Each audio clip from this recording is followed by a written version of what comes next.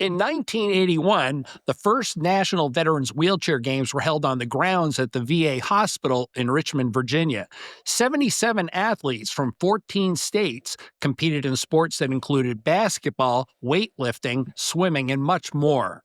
Now, 45 years later, 600 veterans are getting ready to unite in Minneapolis to try their hand at a wide variety of sports and activities. Joining me is a former two-time national PVA president, a Paralympian, and editor-in-chief of PVA publications, Al Kovach. Hey, Al, great having you in. It's an exciting time right now. The games are right around the corner. Yeah, I can't wait. Unfortunately, I can't make it, but I've got the Sports and Spokes crew that will be covering the event for the magazine. I've been talking to Kelly Kalashevsky, the San Diego recreational therapist, and she's very excited about it. She is the head coach, and she's been doing this since, gosh, I think she took her first team to the games back in maybe '89 or 1990, somewhere back then. So she's a regular.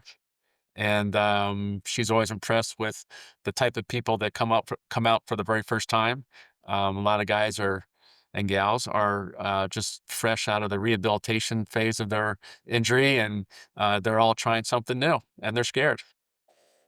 You know, Al, quite a legacy. The game's been going on a long time, and you got to experience it firsthand. So, talking about first timers, there you were in the 90s, a heck of a jock, a Navy SEAL. You had all this athletic experience under your belt, but now you're dealing with a wheelchair. You've converted into that adaptive sports world, but you don't know where to go to find things.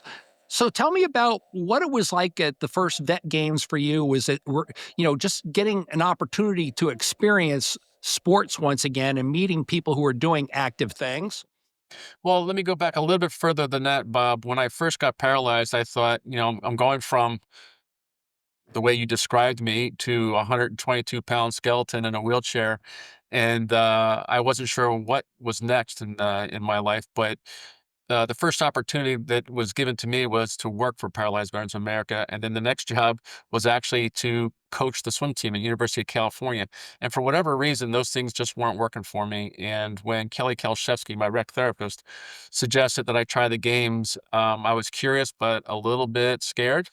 I didn't want to bring any more attention to my disability than was already there in front of you, some skinny guy sitting in a wheelchair. But I have to say that when I jumped on that plane with about 15 other guys that looked just like me, and we arrived in San Antonio, yes, it was blazing hot, but I saw about 650 folks that looked just like me. And from that point forward, for that week, I was the normal guy, and that you were normal if you were sitting in a wheelchair. The able-bodied people were the ones that just didn't seem to belong. But it was really my first taste in competition, but also my first taste in team travel and living in a hotel room. And it gave me the opportunity to ask a lot of questions that I couldn't ask others. Yeah, no, that's a really great point because it's not just about going there and finding the sport that you may love, that you may do. It's also about finding that level of independence and getting back out there. And like you said, also being amongst that group of people who are experiencing a lot of the same psychological and physical things that you're experiencing as well. Sure, and then they always say that a brotherhood is like a shared experience. It kind of creates that social bond. And when I was in my racing chair pushing up and down the Silver Strand here in Coronado, I was wondering if I was doing the right thing. But when I arrived at San Antonio, I knew I was doing the right thing. It was certainly a moment of affirmation and being able to share my experiences with others who were just like me. I found the gang that I was supposed to belong to. Yeah, it's interesting that you and I both selected racing. Was there something that was just really difficult about racing that actually appealed to you in a way? Well, it reminded me of what I was doing before my injury. We had an old saying that you embrace the suck, and racing was very difficult. It was not just the equipment, but stroke technique, being comfortable in a racing chair for hours at a time. Getting in and out of that thing was very difficult. They never taught me that in physical therapy at the VA hospital, but I think that maybe the challenge of it was what really made it so interesting. You know, they always say that if it's easy, everybody's doing it. And living here in San Diego area, I would say we had about 15 guys and gals in racing chairs that were competing regularly, and that was very helpful for me when I would come home and have an opportunity to train with others. Now, it may be tough to kind of call a first experience a transformation, but in some ways, do you feel like that first trip out to the vet games, did you experience that to a degree? Did it kick you off into a completely different direction in life? It wasn't so much like a aha moment, it was more it was building and building, and that anticipation just made it more and more exciting. You knew it was about to happen, and the week before I was about to jump on that airplane, I was certainly nervous, but, you know, when we get to the airport, I see all the my other fellow athletes, we're all getting on the plane together, checking into the hotel together, just kind of like it was like a crescendo, it just kept getting better and better, and, it was affirmation after affirmation after affirmation that I realized this is what I was meant to do, and that lasted for a long time. It's a reason why I continue to go to the games more often than not to help give back to the event that gave me so much. You were a high level swimmer at Indiana University, world class athlete before your injury. And now all of a sudden you're being propelled forward into being a Paralympian in 1996. Did you look at or feel at any point in time that adaptive sports was a consolation prize for you? Or did you feel, completely whole with what you were doing? Actually, Bob, I would say that it was a mix of the two. There's a reason why I never went back to swimming after my injury. It just wasn't the same. It, I struggled with my being a quad. I had a hard time gripping the water, as they say, and my buoyancy was different, and I just felt like it was a controlled drowning. But when I got into racing, That's an amusing way to put it. but it was when I got into racing, it was so different than anything else I'd ever done. It was still very competitive. Don't get me wrong. That's like, you know, I am a very competitive person, and Mhm. it was Kelly kept pushing me from the time I appeared at the VA hospital, and then I met Carlos Molina, who said that I really should give it a try, consider my level of injury. I might be classified well, a very high functioning quadriplegic. And and then you know what? I don't know if I ever shared this with you, Bob, but the first time I realized that racing wheelchairs could be cool was when I was watching a local news broadcast, and it was Deanna Sodoma was pushing down Pacific Coast Highway. And I thought, now that's cool. And I think between amongst the three of them, they convinced me to get into the sport.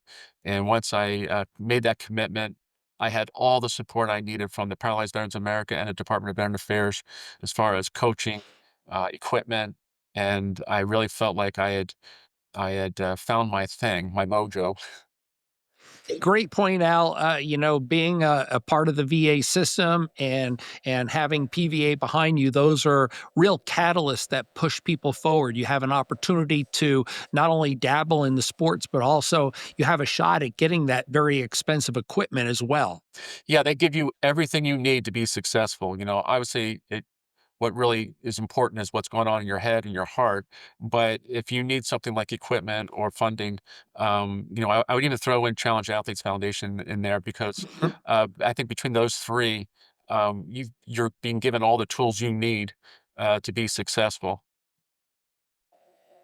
I want to talk a little bit about what's happening this year. So, 24 sports represented and activities. The games have changed to a degree. Yeah. I think everybody pretty well clearly sees that, some of the really unbelievably demanding sports that are, like hand cycling and racing have gradually been phased out. And some people may not necessarily be happy with that, but they've been replaced.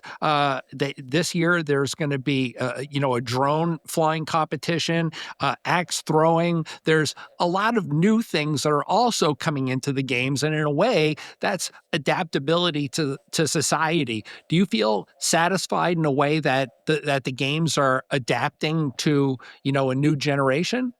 I think so, Bob. I mean, the whole spirit of the games is about adaptations and overcoming some challenges. The theme of that continues. it's the Department of Veteran Affairs and Paralyzed Veterans of America work together to assess what the athletes want. And there came a time when, in the late 80s, early 90s, the track and field events were very strong. But over time, travel with all that equipment, the cost, et cetera, the athletes started to stray from the track and field and started migrating towards other sports. Some of them are even, I would consider, more like backyard barroom competitions, like from billiards and bocce, Bocce. Yeah. cornhole to the two oldest sports that really got adaptive sports up and running was archery and basketball. And those two sports continue at the Veterans Games as well as at the Paralympic level. But yeah, track and field was from the almost get-go a very popular sport. It was really until maybe the last 5, 6 years that racing on the track has become something that's, while it still exists at the Paralympic level, it just is not the most popular thing at the Veterans Games. So they moved on to something different. They're So I know so that I've talked to PVA, I've talked to VA about this, and they're doing their best to give the athletes what they want. And what's No, best is no, it. and I think that that's a great point, Al. There's even though there's still rugby, there's still basketball, and I've run into a number of number of the men and women who are still playing those sports, and they come to the vet games and they bring their infectious attitude about sports. So maybe even if the new guy on the circuit who's there trying it out for the first time and just checking things out and hanging in the shadows, he gets to see some of the people who have reached the new level. They've excelled. Absolutely, and there's still sports, some of those sports are actually pretty useful, like, the obstacle course in Super G. Training for that will certainly help you, navigate a pair of stairs or, some crazy transfer or, having to pop wheelies or going across, terrain that's very inaccessible. There's still that learning to overcome challenges, the competition's still there, the brotherhood's still there, and, honestly, it's not just what's happening on the court, it's what's happening, I hate to say this, but in the hotel lounge, out on the sidewalks. The conversations you have there, the people you meet there are, it's an opportunity that you may not have at home. Al, you got a lot of exciting things going on with your new role as editor of the magazine.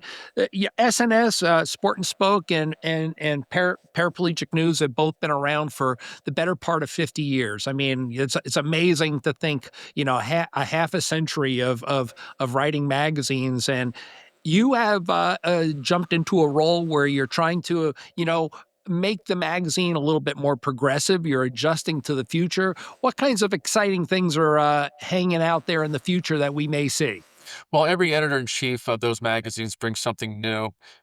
Cliff Crace created Sports and Spokes. He is absolutely a legend, and everyone else brings something new to the magazine. And now it's my turn, and we haven't done a redesign in some time. So we're celebrating our 50th anniversary right now. It's can't believe it's been 50 years since Cliff created the magazine, but I know, uh, unbelievable.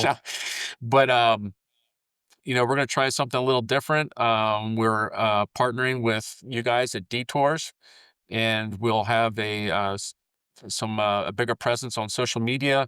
We're very conscious, just like the VA and PBA is about, keeping up with what the athletes want at the games. We're trying to keep up with what the athletes want in a magazine, and so we're kind of broadening our approach. It's not going to be just a print magazine and some a little bit of social media. It's going to be a bit more than that, and certainly partnering with Detours has played a big role in that.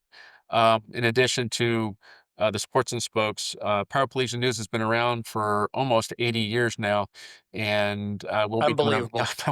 we'll be doing a redesign next year for that magazine. So stand by. Excellent, excellent.